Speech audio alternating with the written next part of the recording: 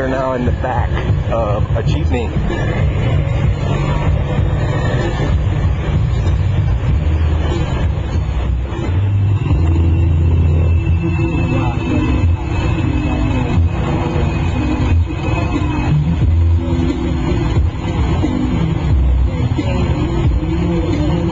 Now that's one wild-ass looking Jeepney. One thing that it's helpful to do when you're riding around in the localities is to know where you're going and how to get there. And so that you can piece together your trip, because you might have to plan in advance that you're going to ride in one Jeepney so far, and then you're going to ride in another one so far, and then maybe you might even have to ride in a bus for part of that. You know, you just have to kind of know something of the cost of the travel and, you know, what's going to get you there most efficiently and economically. Another thing is to realize that even though you will see similar elements from one community to another, they're not going to be arranged in the same way. So sometimes you can think, each locality has its own look to it. Here you'll see Jollibee next to something else, and then over in another locality, Jollibee might be between a KFC and something else. So you know, it helps to pay attention where you are, and sometimes we get into areas that even Little Bear is a little unfamiliar with, but hey, you know, we're talking about a great big metro area here, lots to see. I don't travel that much. He stays close to home most of the time, or when he travels, he basically going either to work or to family, but not too much venturing out of the ordinary way of things. But then that's probably the way most Filipinos are. You know, they pretty much stay in areas they're familiar with.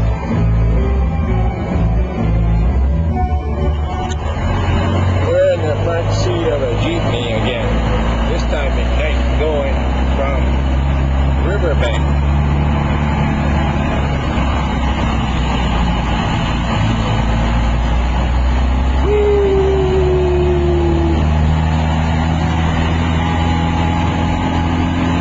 I like riding Jeepneys because, as I was telling Little Bear,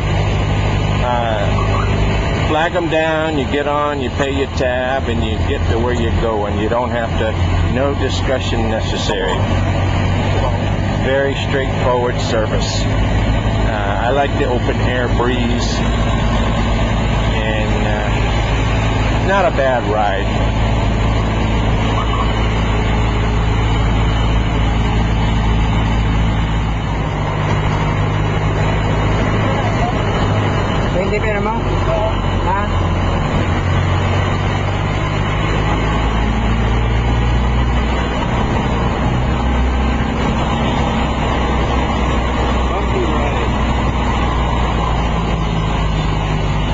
Makes the beer shake around a little bit.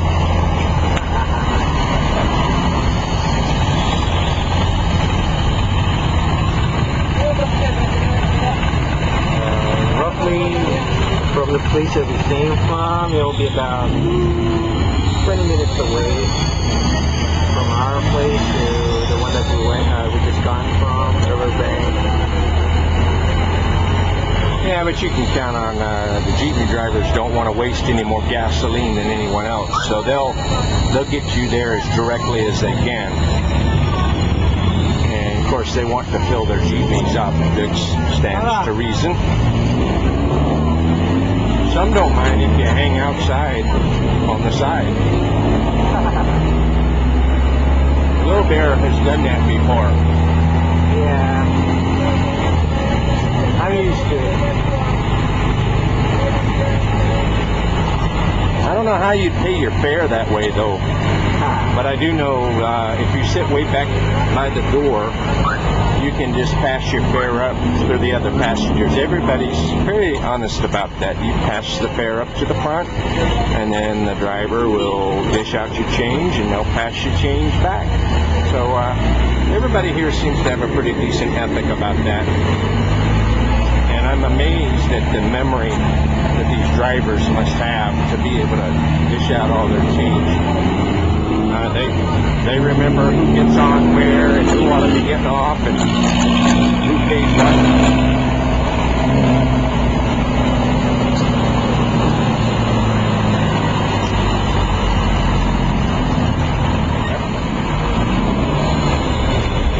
Every Jeepney is registered through their government, so you can't just get a Jeepney and start business. You have to register your business, and you might own your own Jeepney, or you might own a whole fleet of Jeepneys, but they're all registered, and you pay taxes, and you have to abide by common rules that are set for every driver. So it's valid business here, and it's, you know, everyone is expected to conduct their business in an honest, ethical way. And the taxis are getting better about that. Most of them are becoming metered taxi cabs now. Don't ever ride in a taxi that's not metered. Sometimes they charge you more than what you really ought to be paying.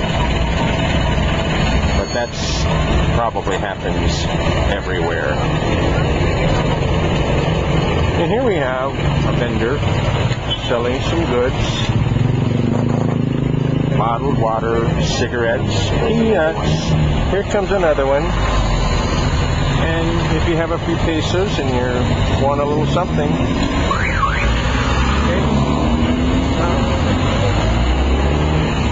Business is business.